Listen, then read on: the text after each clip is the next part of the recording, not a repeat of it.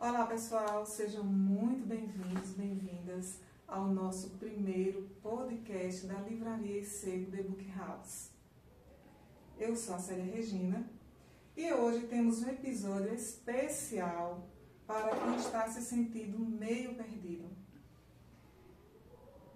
O tema é: estou confuso, qual caminho devo seguir? E nada mais, nada menos do que a nossa convidada, psicóloga, administradora, para conversar um pouco sobre esse tema. Seja muito bem-vinda, Maria Rosimar, ao nosso primeiro podcast da Livraria e Sebo The Book House. Vamos iniciando a um brinde. Amita, Seja bem-vinda. obrigada. A amizade. E agradecimento a Deus por nos permitir estar aqui. E a vocês que estão nos assistindo. Isso é bom. Célia, muito obrigada pelo convite. É muito bom estar aqui, falar para as pessoas sobre essa questão de estar confuso a respeito da profissão. E eu sei muito bem o que é isso, porque quantos momentos da minha vida eu estive confusa, sem saber o que queria para a minha vida. E eu gosto muito de metáforas, então eu vou começar com uma metáfora. Imagina que eu vou na feira e tem lá, nós somos de Arco Verde, a melhor feira da cidade é a quarta-feira, que está tudo fresquinho, tudo novinho. Então imagine que eu vou comprar laranjas na feira. Tem várias barracas cheias de laranjas, tudo bonito, lindas, maravilhosas. E aí eu vejo, poxa, todas as barracas estão oferecendo laranjas perfeitas, maravilhosas. E agora? Se só uma barraca tivesse laranjas bonitas, eu ia direto para ela, mas várias. E aí eu começo a ir numa barraca, vejo o valor, vou na outra barraca, vejo o valor. Aí daqui a pouco eu descubro que além do valor, tem também a forma de pagamento. Tem barraca que o valor é bem mais alto, tem barraca que o valor é meio mais baixo. E aí tem uma barraca que eu gostei, o valor é bem mais baixo, mas tem um detalhe. Ela não aceita Pix e eu não tenho dinheiro de papel. Então, veja, tudo isso que eu falei são filtros. Do mesmo jeito, em relação aos tipos de laranja. Existe laranja cravo, laranja pera, laranja mimo do céu.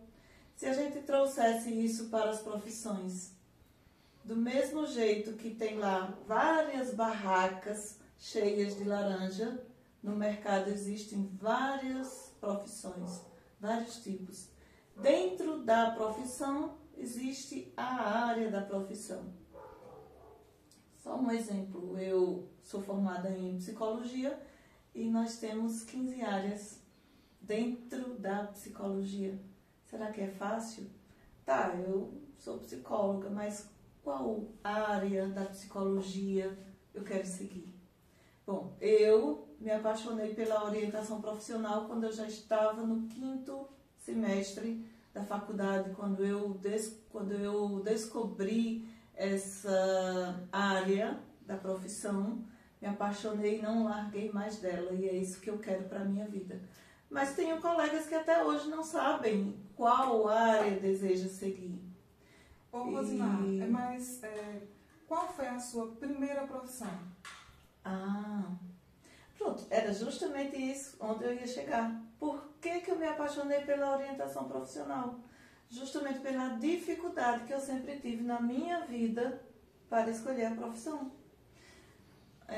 Um exemplo, eu estudei magistério, porque eu sou de Betânia, e lá na época só tinha magistério. Ou era magistério ou não era nada. Então hoje nós temos o ensino médio, depois do ensino médio você vai para a faculdade. Naquele período não, você já saía do ensino médio com uma profissão de professora. Ainda cheguei a atuar em sala de aula, como professora. E naquele período eu dizia que eu não queria ser professora. Por quê? Porque professor tem que planejar. Porque professor tem que levar serviço para casa. Detalhe, eu gostava, tá? Da sala de aula, eu gostava da interação com os alunos, eu gostava de tudo, menos da parte burocrática. Naquele período me faltou alguém que dissesse para mim, querida, lamento informar, mas qualquer profissão que tu escolher, tu vai precisar planejar. E quantas profissões você teve para poder chegar aí à psicologia? Depois de professora, aí eu fui trabalhar com serigrafia, aprendi a fazer serigrafia, aprendi a estampar camisas. Inclusive, eu vi uma camisa agora que você me mostrou. Foi da Personalize. Ainda hoje eu fico toda boba, tá, gente? Quando eu vejo uma camisa que fui eu que estampei. Então eu aprendi a fazer camisas, depois aprendi a trabalhar com gráfica, design gráfico. Passei mais de 15 anos nessa vida fazendo isto. E depois eu participei de um curso chamado Empretec. Nossa, eu lembro desse. Mexe muito com a gente. Isso. Esse curso me fez ver algumas coisas. Primeiro, psicologia não é para doido. Eu pensava, tá? Eu sei que você ainda pensa. Até hoje, eu conheço muitas pessoas que ainda me dizem que não vai porque não é doido. E aí, nesse curso, eu descobri que psicologia não é para doido e que eu precisava de um psicólogo. Em seguida, eu participei de uma formação pela Associação Comercial para ser facilitadora de um curso de formação empreendedora, curso Forme. Eu entrei na faculdade também nesse mesmo período, na faculdade de administração. Eu queria fazer psicologia. Quando eu descobri que psicólogo não era para doido, que eu precisava de psicólogo, e fiz essa formação, aí descobri a TCC, que é a terapia cognitivo-comportamental. Começou a fazer sentido para mim vários sofrimentos que eu tinha e eu não sabia de onde vinha. Eu achava que era ruindade minha, eu achava que era tantas coisas, menos que poderia ser algo psicológico. E aí eu comecei a querer ajudar outras pessoas, aí eu comecei a querer fazer psicologia, mas aí eu não podia. Na época não tinha psicologia aqui na cidade, tinha 2 filhas pequenas, eu não podia sair. Então eu pensei, não posso fazer psicologia agora, mas eu vou fazer faculdade sim. E aí comecei a observar entre os cursos que existiam, decidi que eu tinha que fazer EAD por conta das minhas filhas pequenas, e eu só sairia de casa uma vez na semana. E o curso que mais me identificou foi administração. Muitos falam que esse curso EAD, eles não são tão... como é que eu posso falar? Eles não são, por ser a longa distância, as pessoas acham que não são tão bons assim. Sim. Detalhe, eu relutei muito antes de entrar. Eu acho que eu passei uns 5 anos querendo, mas ouvindo essas pessoas dizerem que não era válido, que não valia a pena, que você não aprendia, que você não se tornaria um bom profissional. Bom, agora eu tenho moral para falar tanto de um curso EAD quanto de um curso presencial. Os dois têm vantagens, os dois têm desvantagens. O curso EAD, para mim, foi muito bom. Era o que eu podia ter na época.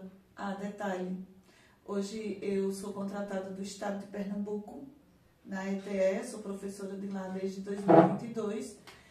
E é através desse curso que eu fiz EAD que a comida chega na minha mesa hoje. Porque eu ainda não estou vivendo da psicologia. Eu quero, mas ainda não estou. Mas vai chegar. Se Deus quiser. Então, o curso curso exige disciplina. Você precisa ter disciplina para fazer as atividades. E para mim, uma vantagem maravilhosa era todas as atividades estavam lá, na plataforma, dentro do sistema. Então, se por um acaso hoje teve aula e eu não pude ir, eu posso assistir a hora que eu quiser e que eu puder. Está tudo lá. A desvantagem é que não tem ninguém, nenhum professor cobrando de você, olha, até tal, quer dizer, tem as datas, limites, até tal dia, você precisa fazer as atividades. Mas eu consegui. E se eu conseguir, qualquer um de vocês consegue, gente. Eu não sou nenhum modelo de disciplina, nenhum modelo de estudante. Eu sou uma pessoa que sempre quis vencer. E o meu maior desafio todos os dias é vencer a mim mesma, é vencer a minha mente, é vencer aquela vozinha que diz, isso aí vai dar muito trabalho. Essa é a minha maior batalha. Acredito que seja de vocês também. Mas aí, como é que a gente pode identificar os nossos talentos? Nós ficamos tanto em dúvida. Um vem, o pai vai, o pai diz, faça odontologia. O filho quer psicologia. Vem a mãe e diz, não faça nem odontologia, nem psicologia. Faça artes, não é? E aí a gente fica naquele impasse, poxa, o que é que eu, como eu vou fazer? Aí você já fez 2 perguntas em uma. Você perguntou como identificar os nossos talentos e aí você falou a respeito da família. Então eu vou separar, certo? A respeito de identificar os nossos talentos. Autoconhecimento é o primeiro passo. Eu preciso saber quem sou eu. É fácil responder isso? Não. Quem é você, Célia Regina? Não é fácil? Não é fácil, gente.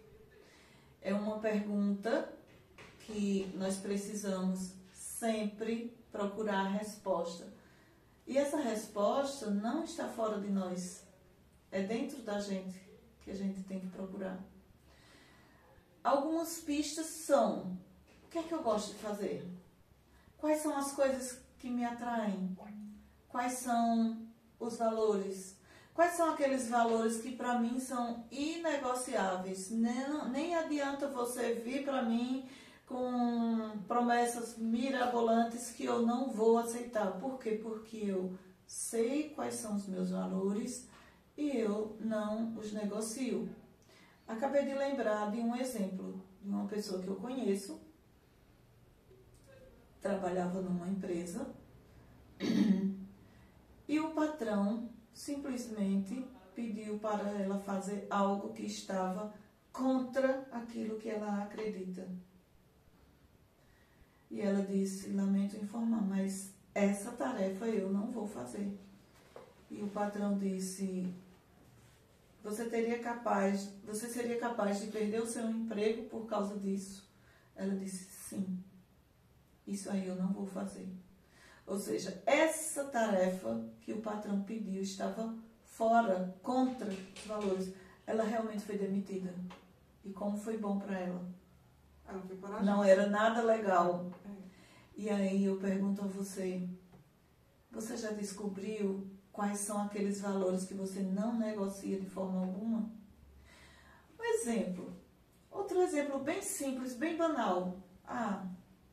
Eu não bebo, não gosto de beber, não me faz bem. Esse valor você negocia ou, independentemente da turma ficar rindo de você, você simplesmente mantém isso firme? Não vou beber e pronto. Ou você, para não virar motivo de chacota, você aceita tomar uma cervejinha. É importante que você descubra o que te faz feliz. O que é que você gosta, por exemplo? Como é que você, quando você ajuda alguém, como que você se sente? Então, os valores são aquelas coisas que vêm de dentro da gente. O que me faz feliz, o que me move para ficar feliz. Aí tem a questão das habilidades também. Quais são as habilidades que eu tenho? Por exemplo, eu adoro maquiagem, amo maquiagem e eu sei fazer uma maquiagem muito bem. Será que eu vou ser uma boa maquiadora? Pronto, lembrei de um exemplo meu. Eu sempre gostei muito de foto. Gostei muito de foto, coisa tal. E teve um período que eu achei que eu poderia trabalhar com a fotografia. Bastou o primeiro compromisso para eu perceber, não tem nada a ver comigo. Porque uma coisa é eu estar aqui com vocês, vamos tirar uma foto com esse tal, Wellington, vamos tirar uma foto. Outra coisa é eu ter aquela responsabilidade de registrar aquele evento, não deixar nada de fora, e aí eu percebi, não, eu gosto de fotografia para mim, para o meu lazer, para a minha curtição, mas para me responsabilizar por registrar o evento de uma outra pessoa, aquilo não é porque, Rose, muitas vezes as pessoas, elas, como não conhecem a profissão, não é? Elas querem viver, que é o que você acabou de dizer, que é viver aquela profissão, mas não é a área dela. Mas por quê? Porque tem uma renda, né, melhor, e aí quando ela vai para a realidade da profissão, ela percebe que não é a área dela, mesmo tendo um bom rendimento. Porque tem muitas pessoas também que fazem esse tipo de escolha, não é? Sim. E que aí também eu acredito que é normal a gente também mudar de profissão, no meio do caminho vai. Nós precisamos sempre, quando perceber que aquilo não faz mais sentido. Uma coisa que eu esqueci de falar, todos nós temos um propósito. Os nossos valores nos ajudam a descobrir o nosso propósito de vida. Eu escrevi o meu propósito de vida em 2011. Nessa época eu escrevi, nessa formação que eu participei, eu escrevi que o meu propósito de vida seria ajudar as pessoas a descobrir e se desenvolver seus talentos. E de lá para cá, essa missão ainda faz sentido na minha vida. Então já apareceram diversas oportunidades para fazer várias coisas. A primeira coisa que eu faço quando alguém me oferece algo é passar pelo filtro. Se eu aceitar fazer isso, eu estarei ajudando a desenvolver pessoas. Se a resposta for sim, então eu posso considerar participar desse projeto. Se a resposta for não, automaticamente, obrigada, valeu, mas não dá. E eu estou lembrando agora do que você falou a respeito. O pai quer isso, a mãe quer aquilo. Nós pais, eu sou mãe, tá, gente? Nós pais sempre queremos o melhor para os nossos filhos. Todos os pais desejam o melhor para os filhos. Só que existem alguns pais que, desejando o melhor para os filhos, esquecem de observar se aquele melhor que ele deseja é realmente aquilo que vai fazer o filho feliz. Um exemplo muito comum é o pai e a mãe pressionar o filho para fazer direito e medicina. É muito comum. Pergunto eu a vocês, você nunca encontrou um médico frustrado na sua frente? Eu já. Você chega numa consulta, quando você termina de dizer o que é, o médico não olha para você. Quando você termina de dizer o que sente, ele já está com a receita. Isso é exemplo de uma pessoa que fez um curso, que tem uma missão de vida de salvar pessoas, de cuidar de pessoas, onde o primeiro cuidado é, olhar nos olhos, ver quem é você. Então, tem muitas pessoas que não são felizes na sua profissão e muitas vezes essa questão de que os pais pressionam. Já soube de muitos casos onde o filho pegou o canudo da faculdade e disse, está aqui, mãe. Entregou. Fiz o que a senhora queria. Agora está aí o seu canudo. Agora eu vou correr atrás daquilo que eu quero para mim. E vamos dizer que também foi uma perda de tempo, né? Porque, de qualquer forma, ele também aprendeu muita coisa, né? Sim. Mas qual a estratégia, assim, exercício que você recomendaria para quem está perdido nessa escolha? Um exercício que é muito interessante, que tanto é feito na orientação profissional, quanto é feito nas empresas, é a análise SWOT. Anotar os pontos fortes e os pontos fracos. Não conhecia a análise? Análise SWOT. Tem a análise SWOT da empresa, forças, fraquezas, oportunidades e ameaças. Tanto a administração utiliza para as empresas, mas antes de fazer para a minha empresa, eu devo fazer para mim. Por quê? Porque a minha empresa é reflexo do eu. E aí eu vou listar tudo que eu tenho de bom. O que eu tenho de bom? Eu sou uma pessoa que ajuda, que gosta de ajudar o outro. Eu gosto de ler, eu gosto de escrever, eu gosto de dançar, eu gosto de festejar, eu gosto de encontrar pessoas, eu gosto de cozinhar, eu gosto de cuidar de plantas, eu gosto de animais, eu gosto disso, eu gosto daquilo. Agora vamos para a parte boa. Quais são as minhas fraquezas? Ou para amenizar, quais são as minhas dificuldades? Nossa, eu sou tão insegura, eu sou tão indecisa. Eu não gosto não de me encontrar com as pessoas, eu prefiro estar no meu cantinho. E aí, a partir daí, você vai descobrir, a partir daí você vai ver as suas habilidades, os seus valores, e a gente vai analisar o que é que você pode fazer para melhorar. Por exemplo, se eu sou uma pessoa muito insegura, o que é que eu posso fazer para melhorar essa minha insegurança? Tem pessoas que precisam realmente de um trabalho terapêutico, tem outras que não. Tem outras que só precisam de uma ajuda, de estabelecer metas, de fazer exercícios individuais, porque ela é disciplinada e ela consegue. Por exemplo, se eu sou indisciplinada, essa é uma das minhas dificuldades. E esse exercício é muito bom e pode trazer muita coisa à tona. Um exemplo que para mim é um exemplo muito interessante de uma aluna minha, quando a gente estava fazendo esse exercício, ela colocou nas fraquezas: não gosto de estudar. E eu sabia que ela tinha uma loja. E não era uma lojinha qualquer, era uma bela de uma loja em outra cidade. Ela era uma aluna de fora e vinha todos os dias para Arco Verde para o curso Forme. E ela disse: professora, não, eu não gosto de estudar. Aí eu saí perguntando: mas por que você disse que não gosta de estudar? Não, professora, eu não gosto de estudar. Na minha casa somos eu e mais 3 irmãos. Meus 3 irmãos sempre gostaram de estudar, foram para a faculdade, fizeram direito. Então, os meus irmãos são aclamados pela família, todo mundo dá valor a tudo que eles fazem. Mas, assim, eu não gosto de estudar. Então, menos ela, e tem uma loja. Então, eu não tenho tanto valor assim como os meus irmãos.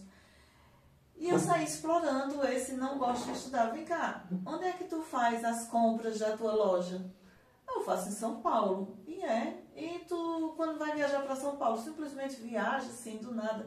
Não, antes de viajar para São Paulo, eu vejo nas novelas quais são as tendências da novela, eu vejo nas lojas quais são os acessórios, eu faço uma pesquisa com as minhas clientes, o que elas querem, o que elas desejam, que cor que elas estão querendo, que tipo de modelo. As estratégias. Sim, exatamente. E eu falei para ela: minha querida, você gosta de estudar? Sim. Ela: Rose, isso que você faz é um estudo. É um estudo que não precisou de faculdade, mas é um estudo. Você tem uma loja. Detalhe, você tem uma loja. Quem cuida das finanças da tua loja? Sou eu. Quem cuida do caixa? Sou eu. Quem cuida das notas fiscais? Sou eu. Ou seja, e você aprendeu assim do nada? Não, eu fiz um cursinho para isso, um cursinho para aquilo, eu saí pedindo ajuda à contadora, isso, aquilo, outro. Isso é estudo. E ela ficou tão feliz porque nunca ninguém havia dito a ela que isso era um estudo. E é até bom a gente estar falando sobre isso, porque existem muitas pessoas que, por não ter faculdade, se sentem inferiores aos outros. E eu posso dizer a vocês, você não é inferior a ninguém. A faculdade é só um diploma a mais. Se eu não souber o que fazer com aquilo ali, com aquele conhecimento, fica lá, enchendo de poeira. E eu sei o que eu estou dizendo porque eu passei 20 anos querendo fazer faculdade e me sentindo inferior às outras pessoas por não ter faculdade. Hoje eu tenho 2. E eu digo a vocês, aquela menininha bem timidazinha lá da zona rural de Betânia, que sonhava em ser alguém na vida, já era alguém lá naquele tempo, só não sabia que era. Rose, mas quanto tempo leva a orientação profissional? É um processo. A orientação profissional é diferente da terapia. A terapia, você começa, mas não tem assim um período determinado de quantas sessões. A orientação profissional tem começo, tem meio e tem fim. A gente, dependendo muito da pessoa, a gente pode levar entre 10 a 14 sessões. Pode, se a pessoa já tiver quase decidida, tiver querendo só bater o martelo, a gente pode até terminar antes das 10 sessões. Mas geralmente leva em torno de 12 sessões, porque nós trabalhamos 3 pilares na orientação profissional. Nós trabalhamos o autoconhecimento, é aquilo que eu falei. O autoconhecimento, aquela história que eu falei da minha aluna, está dentro do autoconhecimento. E foi muito importante porque na semana seguinte ela viajou para São Paulo. E assim, aí nesse dia eu disse a ela, olha, a partir de hoje, quando alguém perguntar qual a sua profissão, você não vai dizer que você tem uma loja, você vai dizer que você é empresária, porque é o que você é. Todo mundo que tem um CNPJ é empresário. Ela vestiu a roupa. Quando ela chegou em São Paulo, que as pessoas perguntavam qual a profissão, sou empresária. Quando ela chegou encantada, Rose, as portas das lojas de São Paulo se abriram para mim. Quando perguntavam a minha profissão, que eu dizia sou empresária, no instante aparecia vendedor que me apresentava tudo. Eu nunca fui tão bem atendida dentro de São Paulo como eu fui atendida agora. E mais, aquela insegurança que eu tinha de dizer a minha profissão sumiu. E até a minha família está percebendo que eu estou mais segura de mim, daquilo que eu quero, porque eu não tenho mais aquela necessidade de mostrar para eles que eu também sou alguém importante, porque agora eu sei que eu sou e que não é a faculdade que me traz essa importância, é o ser humano que eu sou. E isso para mim foi muito realizador, gratificante. Ou seja, naquela época eu já fazia orientação profissional e nem sabia. E aí nós temos 3 pilares: autoconhecimento, informação profissional e matriz de decisão, projeto de vida. Então, autoconhecimento. Quem sou eu? Quais são os meus valores? Eu vim fazer o que nesse mundo? O que eu gosto de fazer? O que eu quero fazer? Informação profissional. Digamos que eu fiquei encantada com 2 ou 3 profissões. Então, eu vou buscar informações sobre essas profissões. Primeiro, essas profissões, para que eu assuma, precisa de faculdade? Eu desejo ser juíza. Fico imaginando, nossa, deve ser maravilhoso ser juíza. Então, para que eu seja juíza, eu preciso passar por um curso de direito. Então, eu preciso de faculdade. Mas, se eu fiquei encantada com a profissão de cabeleireira, eu preciso ser cabeleireira para Eu preciso de faculdade para ser cabeleireira? Não, não preciso. Eu preciso de estudar para ser cabeleireira? Precisa. Preciso, e muito. Não é pouco. Cabeleireiro estuda, manicure estuda, maquiador estuda, pedreiro também estuda. Todo mundo estuda, gente. A diferença é que essas profissões que eu citei agora, por último, não precisam de faculdade. Então, o conselho que você daria para quem está buscando seria fazer uma sessão com você para descobrir a profissão correta. Rose, você fala... Uma sessão não, fazer um 3 meses. processo. Um processo de pelo menos 3 meses. Maria Rosimar, para quem é apressadinho, então vai ter que segurar ali a ansiedade. Para quem é apressadinho, vai ter que aprender a vivenciar processos. Porque, veja só, um bebê, quando ele dá o primeiro passo, ele já sai correndo pela casa? O que acontece com um bebê quando ele vai dar o primeiro passo? Ele vai pagar para não cair. Sim. E depois ele vai tomando Forças. isso. Segurança. Vai aprendendo. Depois que ele dá o primeiro passo, ele se sente mais confiante. Depende também do ambiente onde ele está. Se ele tiver com um pai e uma mãe muito ansioso ou muito medroso, cuidado, vai cair, já era. Caiu. Mas se ele estiver com uma pessoa que esteja incentivando, protegendo, pronto para proteger, mas incentivando, vai, tu consegue. Aí ele vai ter mais segurança. Do mesmo jeito somos nós, os jovens. Tem muitos jovens que estão em ambientes hostis, em ambientes onde não houve um elogio, só houve crítica, só houve reclamações, só houve exigências. Você vai fazer 18 anos, se vire, você tem que arrumar um emprego. E cadê as palavras de incentivo? Cadê o apoio?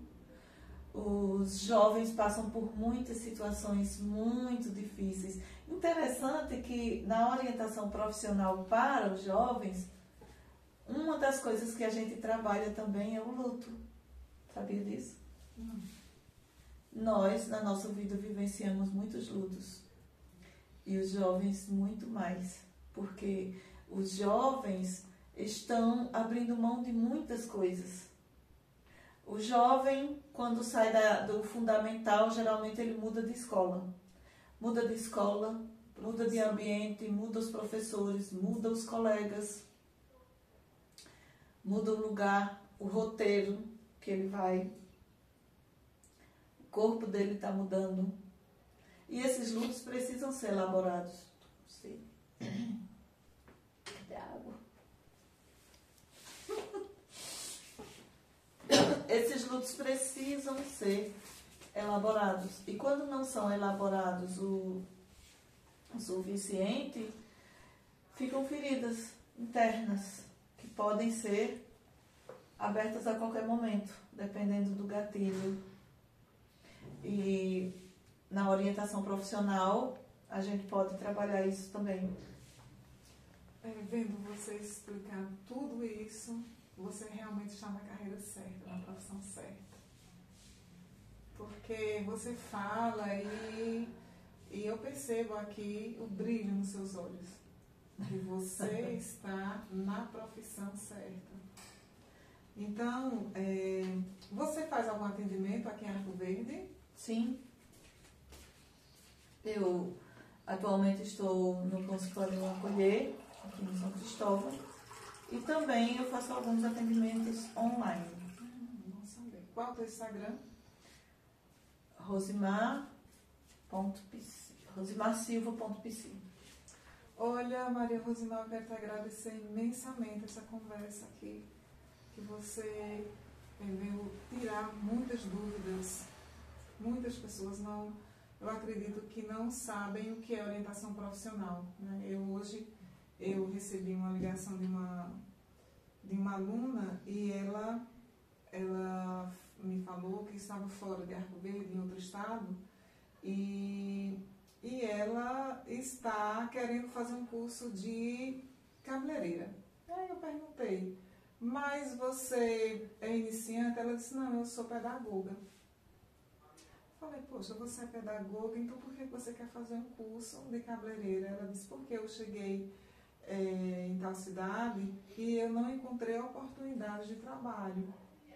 Só que aí eu comecei a conversar com ela, inclusive falei de você, passei o seu contato, né? E acabei nem assim falando muito sobre o curso de cabeleireira, e sim da área dela. De pedagogia, que é uma área muito linda, e inclusive pedagogo também pode ser orientador profissional, tá? Administrador também pode ser orientador profissional. E aí ela acabou falando para mim, poxa, Célia, muito obrigada, porque você me abriu um novo horizonte. Então é essa conversa que nós temos que ter, até com o aluno que pede para fazer, quer saber a informação de um curso, mas muitas vezes não é aquele curso indicado para ele. Olha só as coisas como são interessantes. Eu, antes de conhecer a orientação profissional, eu prestava muita atenção a muitos idosos. Eu conheço bastante idosos, próximo de mim tem muitos idosos. E eu ficava prestando atenção o humor desses idosos. Tem pessoas que são tão bem-humoradas que dá prazer, que transmitem Deus sem estar falando de Deus. E tem outras pessoas que você vê que tem aquela tristeza no olhar, que são ranzinzas. E aí eu ficava me perguntando, por que fulano é tão ranzinza? Por que fulano é assim? E aí, na psicologia, eu comecei a entender. Essas pessoas não tiveram coragem de ir atrás, de lutar pelos seus sonhos. Digamos que elas desistiram. E aí eu lembrei disso agora, porque você falando aí dessa menina que veio aqui, eu lembrei de uma conversa que eu tive mais cedo na academia. Encontrei uma senhorinha, que é bem mais velha do que eu, que está querendo parar de costurar e fazer, e dar cursos. E aí eu saí questionando para ela, mas você já fez isso, você já fez aquilo, já foi em tal lugar? Não, o povo diz que lá é difícil. O povo diz, ou você já foi, não foi recebida? Ela, não, eu já ouvi falar. Se você já ouviu, você já ouviu o povo dizer e não foi atrás, então vá atrás. Aí ela, é porque eu sou assim, sabe, meio burrinha. Aí eu, você falou o quê? Eu sou meio burrinha. Essa frase é terrível, é matadora. E quantas vezes eu já disse, você é burra, você é incompetente, você é isso, você é aquilo. Essa frase é terrível. E de onde vem essa frase? Da nossa infância, do ambiente onde a gente está. O ambiente onde a gente está pode nos ajudar a crescer e pode nos ajudar a sentir inferiores. Então eu cheguei para essa pessoa e disse, não, você não é burrinha. O fato de você não ter ido não significa que você seja burra. Isso não tira o teu potencial de jeito nenhum. Você vai, e se você precisar de ajuda, eu estou aqui. E quantas pessoas também não tiveram professores também que falaram, né, para a criança, você é burro, não é? Eu tenho amigas que já falaram para mim que passaram por esse trauma. Isso é um trauma terrível, muito grande. Então, isso vem do ambiente. Então, veja, um sentimento, uma crença de incapacidade que você acabou desenvolvendo, que não tem a ver com a tua incompetência em si. E sim, você acreditou em algo que alguém disse, você levou como se fosse verdade e saiu repetindo. Eu sou isso, eu sou aquilo, eu sou estabanada, né? Tudo que eu passo, eu vejo, eu quebro. Quantas vezes a gente fala pra gente palavras que são negativas, que degeneram. Então veja, uma das coisas que eu estou aprendendo ultimamente é me amar. A primeira pessoa que eu tenho que amar é Deus, a segunda sou eu. Aí a partir do amor que eu sinto por mim, esse amor vai se estender para os meus e para as outras pessoas a quem eu encontrar. Como é que eu posso ter compaixão pela minha amiga? Célia cometeu um erro. Eita, Rose, desculpa. Não, Célia, tudo bem, tá tudo bem. E aí, quando sou eu que erro, aí eu, você é burra, mas você não tem jeito não. Mas por que eu posso ter compaixão para com ela e eu não posso ter comigo? Porque assim, ela, no dia que ela quiser, ela sai da minha vida. E eu vou sair da minha vida no dia que eu quiser? Não vou. Eu sou a única pessoa que convive comigo até o último dia da minha vida. Então eu tenho que aprender a gostar de mim. Com certeza. Olha, chegamos ao nosso final do nosso primeiro podcast, Maria Rosmar. Te agradeço imensamente por você ter aceitado o nosso convite. Obrigada. E a vocês, espero que vocês gostem do nosso primeiro episódio. Estamos trazendo muitas novidades por aí. Um forte abraço.